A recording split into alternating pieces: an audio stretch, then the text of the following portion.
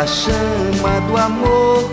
Sou missionário e mesmo pequeno, sirvo alegre ao reino de Deus.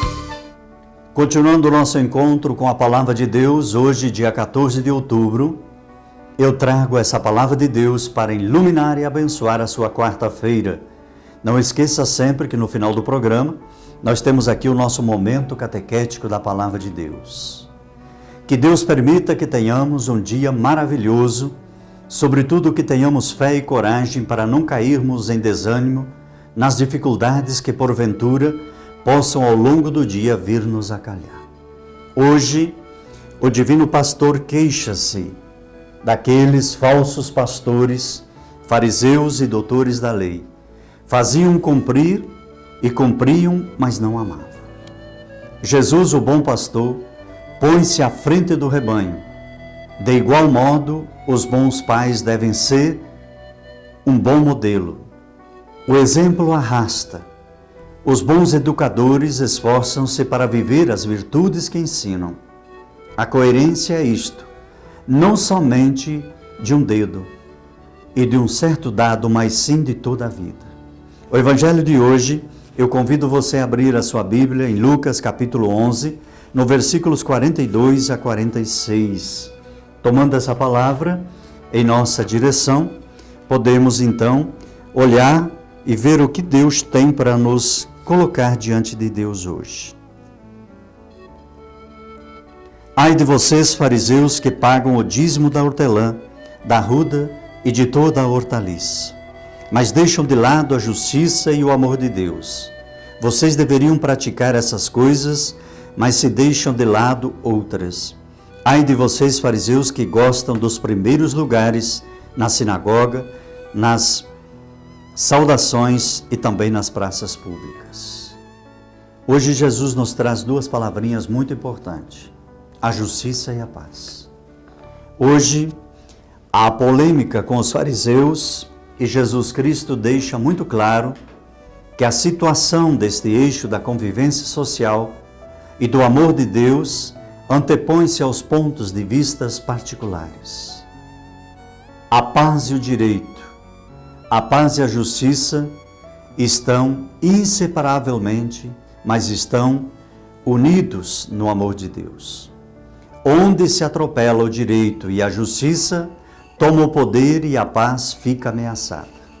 Por isso, um critério profundo da política deve ser os valores morais, não criados por nós, mas reconhecido igual para todos os homens. Sem eles, o direito pode ser usado criminalmente como fins partidários. Destacam dois fatores que diluem a justiça. Primeiro, o cinismo de uma ideologia, que ofusca as consciências, justificando qualquer meio para alcançar os objetivos partidários. Segundo, o cinismo dos negócios, a exploração sem escrúpulos das reservas naturais, onde também o útil ocupa o lugar do bem e o poder despreza o direito. Vamos agora tomar a sua Bíblia e hoje nós vamos para o momento catequético. Terminamos de ver a introdução do Evangelho de Lucas e agora vamos à introdução do Evangelho de João. O Evangelho segundo São João. O Evangelho original. Alguns temas importantes dos sinóticos não aparecem aqui. A infância de Jesus e as tentações, o sermão da montanha, o ensino em parábolas, as expulsões de demônios e a transfiguração e a instituição da Eucaristia. Por outro lado, só João apresenta as alegorias do bom pastor da porta, 10, 1, 7. O grão de trigo você vai encontrar em João 12, 24 e da videira em 15, 1, 6. O discurso do pão da vida está lá em capítulo 6, versículos 35. O da ceia no capítulo 13 e 14 partes.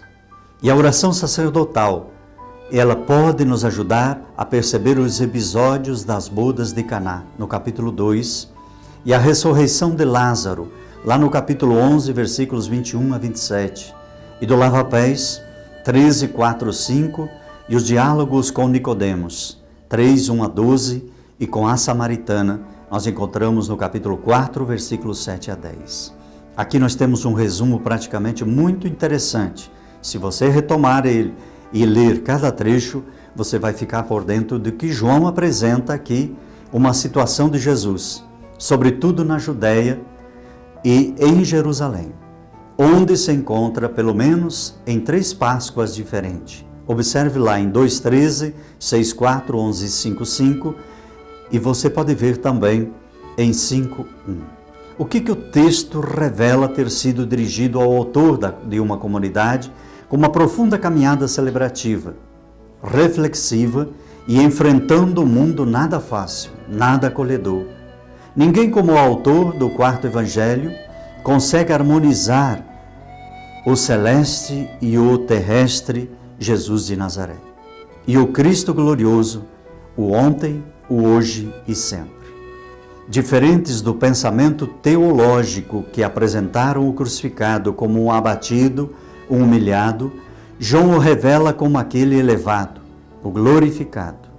Na cruz o Mestre é vencedor e o que lança a semente do amor, a única alavanca que realmente pode mover o mundo.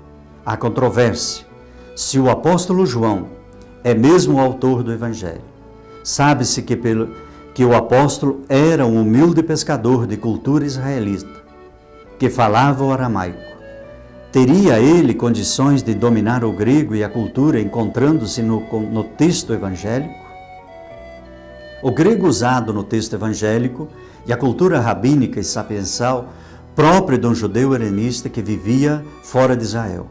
O domínio da filosofia grega, tudo isso dificilmente poderia ser oriundos de uma pessoa tão humilde como era o apóstolo João. Concretamente, o apóstolo viveu e pregou e evangelizou em Éfeso.